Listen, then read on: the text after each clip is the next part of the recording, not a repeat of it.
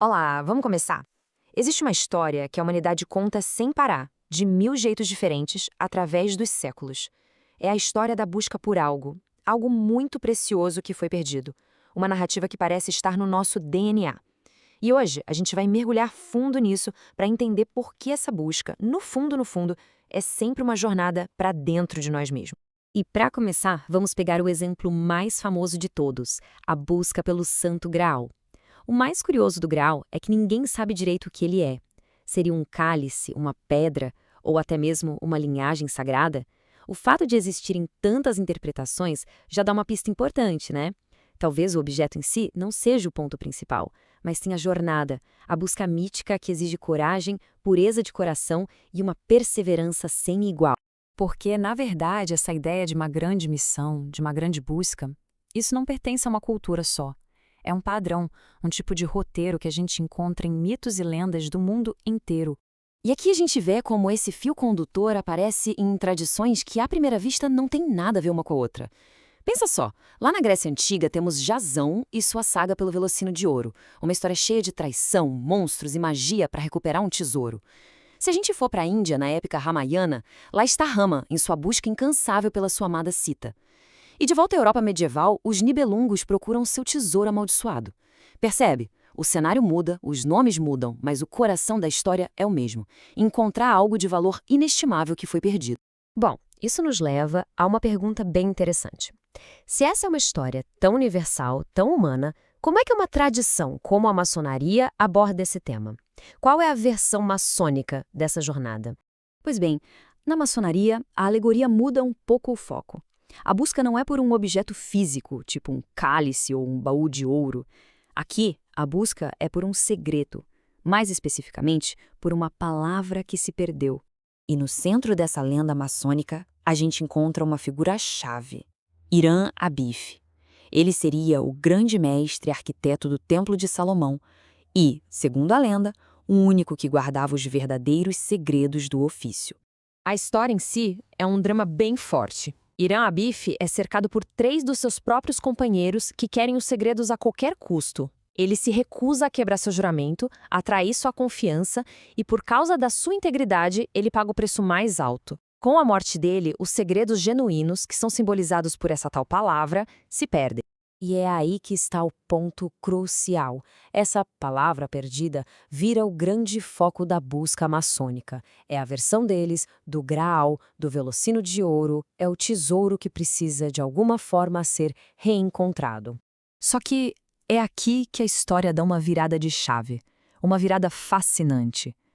E se essa busca toda não for por algo externo? E se a palavra perdida, o Graal, o tesouro, não for um objeto real, mas um símbolo para algo completamente diferente? E aqui vem a grande revelação. A busca toda, em todas essas tradições, no fim das contas, é uma grande metáfora. É uma jornada para dentro, uma busca pelo próprio eu. Essa frase, ela resume tudo de forma perfeita. A busca pelo Graal, pela palavra perdida ou por qualquer tesouro mítico que seja, é, na sua essência, a busca por quem nós somos de verdade, pela nossa identidade e por todo o nosso potencial. Essa comparação aqui deixa a ideia claríssima. O tesouro externo, como um cálice, simboliza, na verdade, um objetivo interno, que é a integridade. O tal segredo perdido representa a redescoberta da nossa própria humanidade. E a palavra mágica? Ela é o símbolo do autoconhecimento. Fica claro que o objeto lá fora é só um mapa para o território que existe aqui dentro. E olha, essa ideia não é nada antiga ou esquisita. É só pensar nos programas de talento de hoje em dia que vivem procurando o tal do fator X. É a mesmíssima estrutura. A busca pelo Graal, de certa forma, foi o primeiro grande show de talentos da história. Aquela jornada para encontrar um potencial escondido, algo extraordinário dentro de uma pessoa comum. Tá, mas isso leva a uma outra questão ainda mais intrigante. Se a busca pelo autoconhecimento, por que o símbolo disso é uma palavra? E mais, uma palavra que nem pode ser dita. Que poder é esse que uma palavra pode ter a ponto de se tornar o maior de todos os tesouros? A resposta para isso nos leva a um território mais místico, mais filosófico. A gente entra na ideia de que certas verdades são tão, mas tão profundas que a nossa linguagem comum simplesmente não dá conta de expressar. O conceito-chave aqui é o de inefável. É uma palavra que vem de tradições como a Cabala e se refere a algo tão grande, tão sublime que não cabe em palavras. É como o nome de Deus em algumas tradições místicas, que é considerado sagrado demais para ser pronunciado por lábios humanos. A ideia é exatamente essa. Então a gente entende que a palavra perdida não é uma senha secreta, uma coisa literal.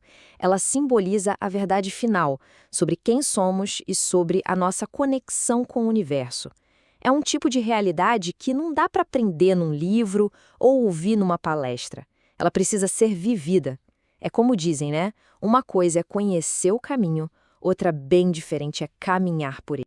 Certo, vamos então amarrar todas essas pontas.